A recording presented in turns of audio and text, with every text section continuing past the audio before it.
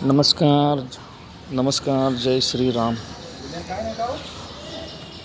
आज सकाळ सकाळी तुमच्याशी बोलणं होते, कारण तसंच आहे की रिलायन्स इंडस्ट्रीचा निकाल फार छान लागला आहे.